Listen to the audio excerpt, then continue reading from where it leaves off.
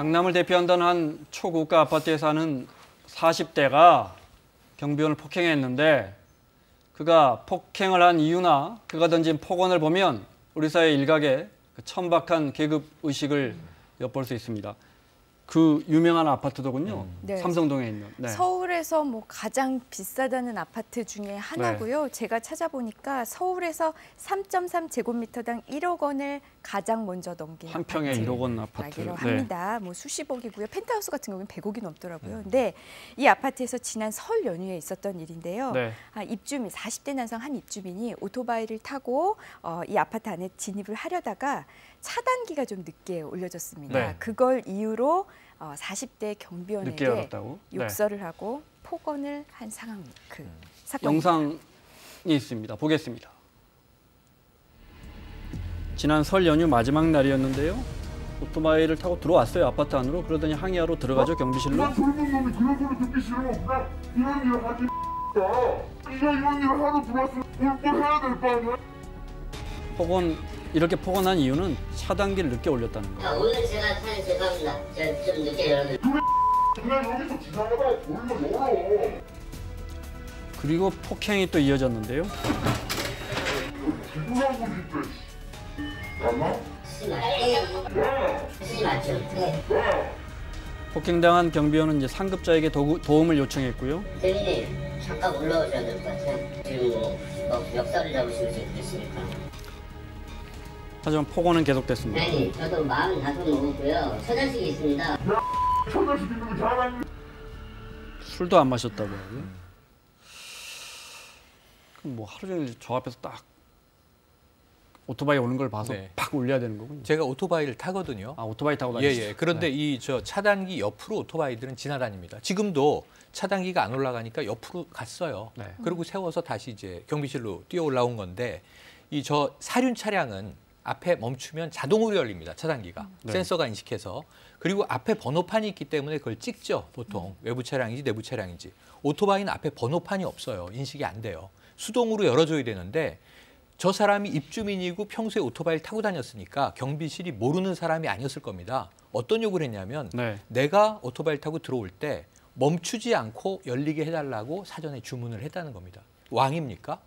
누군지 식별도 안 하고 경비원이 왜 저기 있겠습니까? 네. 저 사람을 위해서 대기하는 게 아니라 이 공동체 다수를 위해서 지금 고용된 사람이잖아요. 네. 그런데 저 사람이 뭐 언제 어떻게 올지 알고 잠시 멈춰서 기다릴 시간도 없이 멀리서 오고 있으면 그럼 미리 올릴 준비를 하고 있다가 내 앞을 딱 지나갈 때 차단기를 딱 열어달라. 이건 무슨 이 왕권인 것 같아요. 네. 제가 보기엔 노예 취급하는 것 같아요. 그리고 나서 그것이 실행되지 않았다 달려와서 때립니다. 욕설합니다. 사실 두 사람은 동갑입니다. 지금 확인된 사실로 네. 보면. 그런데 뭐 젊은 X가 이런 욕을 하면서 처자식 이야기를 하니까 처자식 있는 게 자랑이냐. 이건 인격살인까지 지금 더해서 한 거죠. 저는 좀 강력한 처벌이 필요하다고 생각이 됩니다. 이런 일 하러 들어왔으면 꿇고 해야 되는 거 아니냐. 네. 이 말에서 보면 좀 이 사람이 직업을 어떻게 생각하는지 맞습니다. 그런 의식도 좀 엿보입니다. 자, 피해 경비원분의 이야기 들어보겠습니다. 인중이라고 옆에 보는데 때리시고 그다음에 무릎으로 낭심, 세타군이 낭심 부분을 좀 가져고 하셨습니다. 저도 사람이기에 제 나이도 말씀드리고 이제 제 가족 상황도 말씀드렸는데 거기에 이제 그치시지 않고 끝까지 욕설을 하시더라고요. 제가 이제 정신적으로도 많이 힘들고 아무래도 이제 계속 생각이 나고 이게 뭐 트라우마도 있고 욕설하는 게 다 그대로 생각이 오토바이 소리만 나도 솔직히 좀 그런 트라우마가 있어요. 저는 모든 이런 갑질, 폭행, 폭언에 권력관계가 숨어 있다 이렇게 생각하는데 아파트 경비원분과 단순히 입주자뿐만 아니라 이 가해자, 이 40대의 어머니가 뭐 아파트에서 뭐 입주자 대표회의에서 중요한 역할을 한다고요? 네, 총무이사를 담당하고 있다고 해요. 네. 총무이사의 역할은 이런 경비원 등의 이런 용역 계약을 체결하는 그런 역할을 하고 있는데요. 네. 지금 이런 폭언과 관리 폭행, 용역 업체를 이렇게 뭐 2년에 한 번씩 이렇게 그렇죠. 교체하고 교체하잖아요. 선정하고 또는 뭐 체결하고 연장할 수도 있고요. 그렇죠. 이런 거에 관련된 그 업무를 담당하고 있는 분인데 지금 이 폭언과 폭행 이 사건을 있는 이 배경에 저 가해자가 우리 엄마가 총무이사 당신 내랑 언제든지 계약을 해지시킬 수도 있는 그런 권한이 있어. 이걸 인지하고 그런 건지 아니면 저 피해자는 저 그런 총무이사의 자제분이니 내가 더욱더 더 조심해야지라는 생각을 갖고 있는지는 모르겠습니다만 기본적으로 이 가해자는 아까 잠깐 언급해 네. 주셨지만 이런 일 하면 할 거면은 꿀코 해라는 그 말 발언 자체에서 당신은 나보다 아랫사람이고 이런 이 완전히 갑과 을의 관계죠. 네, 이런 네. 상황에서 무조건 나에게 굽신거려야 되고 나에게 복종해야 되고 내가 말하는 대로 따라야 되는 사람 이런 인식 바탕하에 자기의 조그만 불편도 이렇게 정말 말도 안 되는 인격살인적인 그런 폭언과 또 그냥 폭행 이런 걸로 나간 이 사람의 그냥 인식 자체가 네. 이 경비원은 하대해도 되는 사람 이런 인식의 바탕을 두고 이런 행동을 한 것으로 보입니다. 아파트 가격과 거기 사는 사람들의 인식과는 비례하지 않는다는 걸 쉽게 알 수 있습니다. 맞습니다. 자, 그래서인지 이 사람 가해자의 어머니가 뭐 그런 직함을 갖고 있어서인지 피해 경비원도 문제가 커지는 걸 원하지 않는답니다. 들어보겠습니다. 보안 요원들이 저 하나로 인해서 또 다른 피해를 보실 수도 있는 거 아니겠습니까? 크게 일을 벌리고 싶지는 않았습니다. 어쨌든 급여 부분이 저희 기자분들 관리비에서 나오기 때문에 저희 입장에서 서비스 차원에서 입주자분들한테 공손하게 친절하게 서비스를 잘해드려야 된다고 저는 생각을 합니다. 진정한 진심 어린 사과만 하시고 재발 방지만 약속하시면 남자답게 와서 압수하고 털어버리려고 했었습니다. 그게 이행이 되지는 않으시더라고요. 그래도 그러니까 결국은 나는 참을 수 있다 사과만 해주시면 이런 내용인데 사과는 아직 안 했다고 하고요. 만약에 우리 사법체계에서 우리 법체계에서 이 피해자분이 이 가해자에게 가장 많은 보상을 받으려면 어떤 수가 있습니까? 좀 알려주십시오. 가장 많은 보상을 받으면 우선 형사고소를 좀 하셔야겠죠. 1번 형사고소. 네, 네. 폭행을 하고 그 과정에서 뭐 합의금을 받는 방법도 있고요. 아니면 네. 민사소송을 제기해서 지금 뭐 치료를 또 받으신다고 하니까 네. 뭐 여기에 대한 치료비, 위자료 이렇게 되는데요. 그 액수가 과연 이 분이 정말 그 동년배의 사람에게 저렇게 가족까지 더럽히는 저런 모욕을 당하면서 그때 받은 그 정신적인 고통을 위로할 수 있는 금액일지 네. 저는 그 점에 대해서는 개인적으로 좀 회의적인 생각이 듭니다. 알겠습니다. 또 다른 갑질 사례 하나. 어제도 조양호 회장의 부인 이명희 씨가 필리핀 가사 도우미에게 소리 지르는 장면 그 녹취를 들려드렸는데 오늘은 그의 딸이죠. 큰딸 조연아 부사장이 남편에게 폭언을 하는 영상이 나왔습니다. 어제도 저희가 설명을 간단히 드렸는데 일단 이혼 소송 중에 아마 남편 측 변호사가 공개한 것 같아요. 네, 네, 맞습니다. 뭐 공개가 됐습니다. 지금 작년에 이혼 소송을 제기를 해서 지금 이혼 소송 중인데요. 네. 형사 고소를 했습니다. 조연아 부사장, 그러니까 전 부인을 상대로 형사 고소를 했는데 내용은 본인에게 어떤 특수 상해를 가했다. 그러니까 위험한 물건을 자신에게 던져서 본인을 다치겠다라는 내용도 있고요. 네. 아동을 학대했다라는 그러니까 자녀들에 대해서 어떤 학대를 했다라는 내용도 있고요. 네. 그 외에 어떤 배임죄 내지는 강제집행 면탈죄까지 함께 고소를 했습니다. 네, 조정 절차 거치지 않고 이혼 소송을 하고 있다가 형사 고소를 해버린 거군요. 네, 맞습니다. 네, 알겠습니다. 남편은 아주 이례적입니다. 네. 네.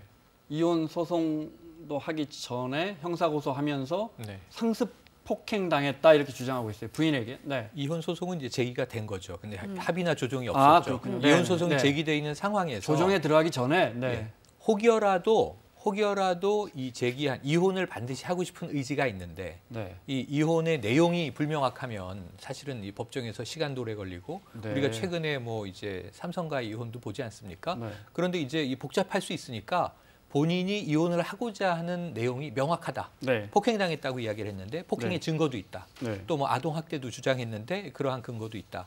배임도 여기 하나 붙어 있습니다. 그러니까 이런 부분들에 대해서 좀 입증을 하고 싶은 아마 이 생각이 당연히 있었을 겁니다. 그래서 그와 관련된 수집된 증거들을 제출한 과정에서 언론에 노출이 됐다고 네. 보여지고요. 문제는 뭐냐면 이 소가 제기되자마자 네.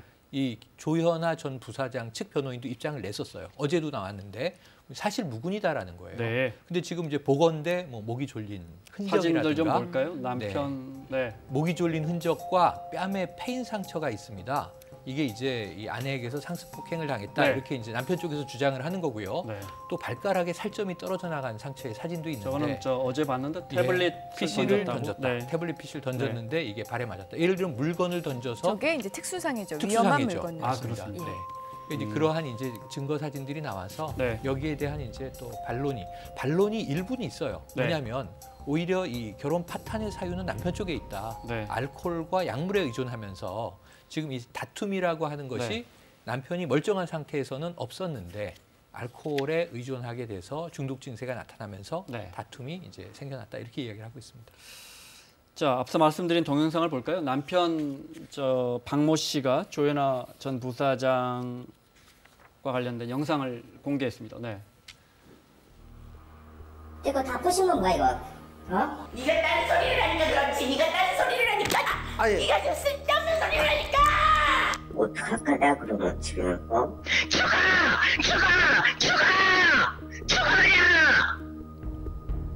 집안이 많이 어지러져 있고요. 네.